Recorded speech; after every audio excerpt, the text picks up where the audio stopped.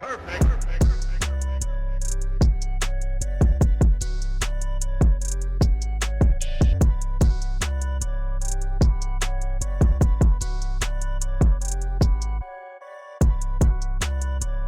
à tous, bienvenue pour cet épisode 14 qui représente le jour 15. Comme vous le savez, j'ai un petit jour de décalage. J'espère que l'épisode d'hier vous a plu. Vous avez été nombreux à réagir dans les commentaires. Je vous en remercie vraiment pour votre soutien comme d'habitude. Et on enchaîne donc sur aujourd'hui.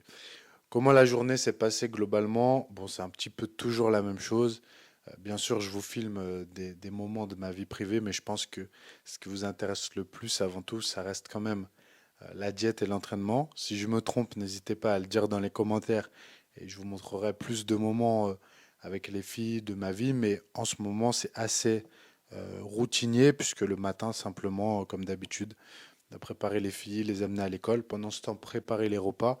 Et ça peut vous intéresser parce que j'en avais un petit peu marre des crêpes de patates douces, donc j'ai varié. Oui, on n'est pas obligé de manger toujours la même chose. Ce qui compte, c'est que l'on respecte, et c'est ce que je répète toujours, nos macronutriments et nos calories sur les 24 heures de la journée. Et que l'on ait une bonne répartition des macros aussi autour de l'entraînement. Voilà, c'est vraiment les deux choses clés avant tout. Et après, on vise un déficit ou un excédent calorique en fonction de son objectif. Comme promis, je vous ferai un épisode un jour dans mon assiette, mais ce que je ferai, c'est que je ferai un long épisode où j'expliquerai tout en détail, parce que comme j'analyse les diètes de plein de monde sur les réseaux, je commence à le faire. Bah forcément, si quand je montre la mienne, je suis pas carré, j'explique pas tout en détail, je vais me faire défoncer. C'est normal, c'est le jeu. Sachant que je suis encore sur ce mode low FODMAP et à tâtons parce que je vous en parle pas, mais niveau digestif estomac transit, bah c'est pas trop ça. Voilà. Ça allait très bien les 10 premiers jours de low FODMAP et là, c'est pas la folie. J'ai quand même pas mal de douleurs, pas mal de ballonnements encore. Et au niveau du transit, voilà, c'est pas trop ça. J'avais réussi à réguler et je ne sais pas pourquoi, parce que j'ai fait aucun écart. Je mange vraiment que en low FODMAP, mais ça va pas trop. Voilà un petit peu pour le topo sur la diète et maintenant on passe à l'entraînement. Donc entraînement du jour comme promis avec Morgan et Seb, toujours au Factory Health Club, on est allé dans cette salle. La prochaine séance, on ira à Fitness Park, voilà, on va alterner en fonction des muscles, tout simplement vis-à-vis des machines et du matériel. Là, il faut savoir que c'est une salle quand même qui nous demande une organisation un peu plus complexe parce qu'on a de la route, on a à peu près 20 minutes aller, 20 minutes retour, alors que Fitness Park, on a 3 minutes aller, 3 minutes retour.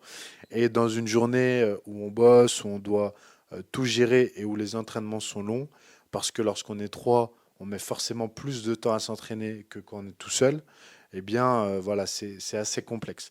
Mais ma nouvelle organisation me permet quand même de rentrer beaucoup plus tôt chez moi, puisque le plus tard que je rentre, c'est 20h, 20h30, comparé la semaine passée en filmant, etc., à 23h30 minuit. Donc ça, c'est génial, je garde ce rythme-là, et c'est mieux pour absolument tout le monde, y compris moi, puisque mes nuits sont bien meilleures. Voilà, je dors en moyenne 7 heures par nuit et je le sens vraiment, ça fait une grosse différence sur mon niveau d'énergie dans tous les domaines. Donc voilà, je suis plutôt content. La séance du jour, pectoraux triceps pour Seb et moi, pectoraux arrière d'épaule pour Morgan. Comme vous allez le voir, Seb et moi, sur cette séance-là, on fait la même séance. Morgan ne fait pas vraiment la même. Pourquoi? Encore une fois, différence de niveau, de morpho-anatomie, de points forts et de points faibles. Seb a fait les triceps avec moi parce que ses bras sont un point fort. Peu importe ce qu'il fait sur les bras, il a des gros bras. Donc, il fait les triceps avec moi parce que pas trop d'importance pour lui les triceps, mais c'est une séance triceps plus adaptée pour moi parce que mes triceps et notamment mon chef long n'est pas un point fort. En revanche, lui et moi sur les pecs, on a vraiment la même morphologie. Pec court, pas de cage, deltoïde intérieur très fort. Lui en plus a les triceps très forts, donc il doit encore plus faire attention sur le choix de ses mouvements, mais bon, globalement, là sur cette séance, c'est la même chose. Morgan, lui, a les bras très forts, mais a les pecs très forts, plus que ses triceps, plus que son avant d'épaule. Il a un bon développement, une bonne cage thoracique, les pectoraux pas extrêmement longs, mais pas non plus extrêmement courts. Donc voilà, pour ça qu'il fait déjà un exercice de plus et qui fait de l'incliné, contrairement à nous.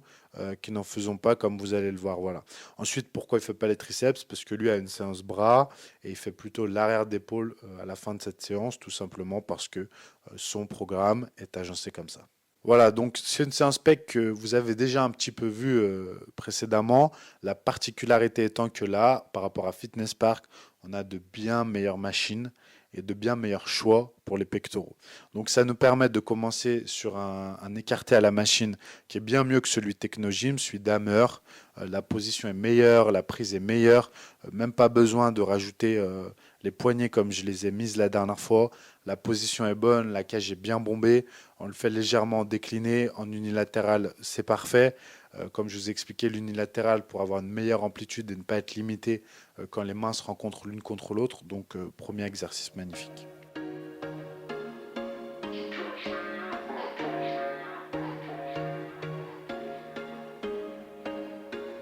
There was once a day that I would pray for you. I'd go and misbehave just so you'd notice too. Sneaking looks up and down from across the room. Damn, what a hell of a view. I feel good, you look great. I like you, I can't wait. A first time, a first date. You're so fine, I'm so late. You sip wine, I drink straight. Don't waste time to my place. I feel my heart erase. So catch me if I fall.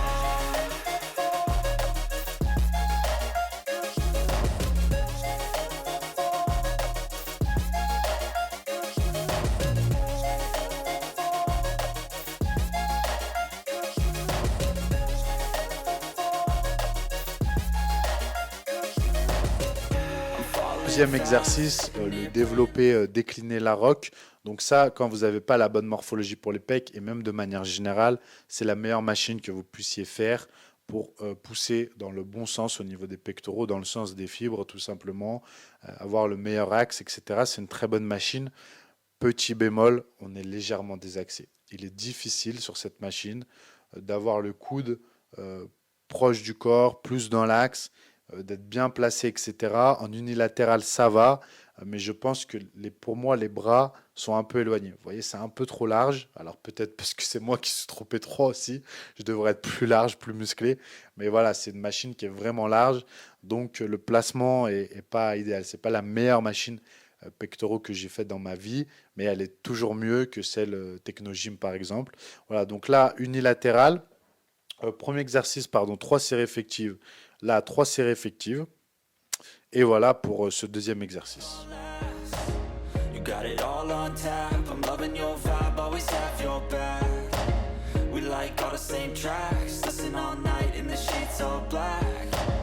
Said I'm falling fast. Don't remember life before you, that's fact. I feel good, you look great. I like you, I can't wait. A first time, a first date. You're so fine, I'm so late. You sip wine, I drink straight. Don't waste time to my place. I feel my heart erase. So catch me if I fall.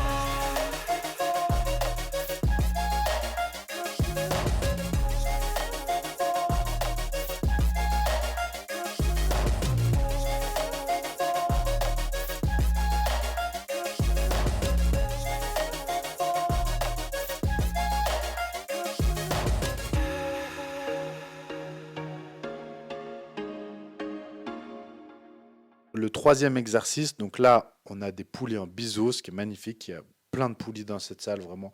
Il y a, je crois, 8 poulies, ce qui est super pour une salle de 700 mètres carrés, parce qu'on a toujours une poulie de libre. Donc ça, c'est vraiment bien. Si vous êtes gérant de salle, avoir plein de poulies, je pense que c'est la meilleure chose que vous puissiez avoir, parce que tout le monde va sur les poulies, et dans toutes les salles, eh bien, on attend les poulies. Elles sont toujours prises. C'est pénible, donc quand il y en a plein, bah, c'est tellement agréable. Voilà, donc développer à la poulie, ce qui nous permet de bien nous placer. Alors au début, première série, la poulie était un peu trop haute. Il faut vraiment démarrer dans l'axe des épaules et vous voyez, toujours pouvoir suivre le sens des fibres. Les fibres des pecs font un peu comme un coquillage. Vous voyez, ça part de là et ça va comme ça. Vous voyez, les fibres vont comme ça. Donc là, on essaye de suivre ce mouvement. Et ici, on peut vraiment se placer avec le banc, les deux mains et les poignets Comment on appelle ces poignets? J'ai perdu le nom, bref. Mettez dans les commentaires pour ceux qui savent, j'ai perdu le nom de ces poignets qui sont à la salle, qui sont super pour vraiment libérer le grip et bien se concentrer sur la contraction des pectoraux. Donc, superbe exercice. Comme vous le voyez, regardez bien. J'ai un décalage énorme entre mes mains droite et gauche. Vous voyez pourquoi je fais énormément d'unilatéral.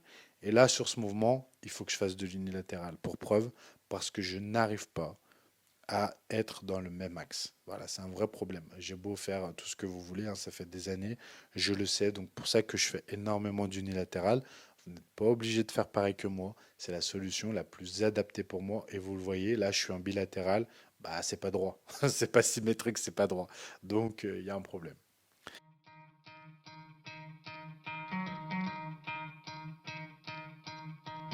You could try to play, but you're never gonna beat me. Look the other way, what I'm doing ain't easy. Bloody hands stained from the people who deceive me. Muddy hands break through the chains, go free me. Looking for change, looking for pain. Pulling a mob, pushing a train. I'll never stop, stick to a lane. Pick up the pieces and go rearrange. I'll be the best above all the rest, put me to the test and expect nothing less, your check is I'm chess, what's happening next, yeah. He got the venom, a tangible weapon, no coming in second. This life is a lesson, he got a new engine from pain, that's a blessing. New focus, no guessing. Ensuite, dernier exercice, on a essayé l'écarté Panata circulaire qu'on a fait précédemment pour les élévations latérales dans la séance d'avant. Là, on a testé pour les pectoraux. Bon, on a tous les trois le même constat, c'est pas terrible. Voilà, c'est pas terrible en termes d'axe, c'est pas terrible en termes de congestion, de placement, etc. C'est pas optimal. On trouve personnellement, il n'y a que la fin du mouvement où il y a vraiment une tension et encore, il faut vraiment y aller. Trop lourd, bah, le bras est énormément voilà, tiré vers le haut, très brutalement, etc. Pas top niveau tension continue. Donc, c'est pas un exercice qu'on refera. Donc, la prochaine fois, on trouvera un meilleur exercice pour la fin. Voilà, il y a d'autres choix là-bas qui peuvent être intéressants, donc on verra ce qu'on mettra à la place. Là, on a fait que 2 séries du coup. Vraiment, aucun de nous trois était convaincu. Voilà, ensuite Morgan est allé faire l'arrière d'épaule que je vous ai pas filmé parce que c'est compliqué, je suis pas caméraman à la base, je suis quand même là pour m'entraîner. Donc c'est compliqué de filmer les trois en même temps. Mais globalement, il a fait de l'oiseau à la machine tout simplement. En se surélevant pour avoir bien les coudes dans l'axe. Et puis ensuite, il a fait de l'oiseau unilatéral à la poulie, exactement comme je fais sur ma séance arrière d'épaule. Voilà. Donc voilà ce qu'il a fait. Et pendant ce temps, Seb et moi, vous le voyez, on a fait extension nuque à la poulie unilatérale, push down unilatéral à la poulie, et puis extension de triceps pour avoir un exercice coude au-dessus de la tête, un coude le long du corps et un dans le sens des fibres le plus possible. Voilà, toujours en utilisant le cuff, toujours pour les mêmes raisons, vous le savez.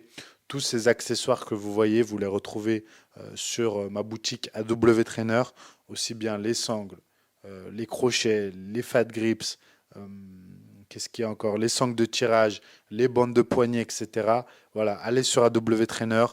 C'est des accessoires qui sont peu onéreux, qu'on vend vraiment le moins cher que l'on peut, qui sont qualitatifs et qui vont vous servir énormément lors de vos entraînements. Comme vous le voyez, c'est pas superficiel, je les utilise toujours et vous voyez lorsque vous les utilisez, pardon, et vous voyez lorsque vous les utilisez un vrai avantage et une vraie différence.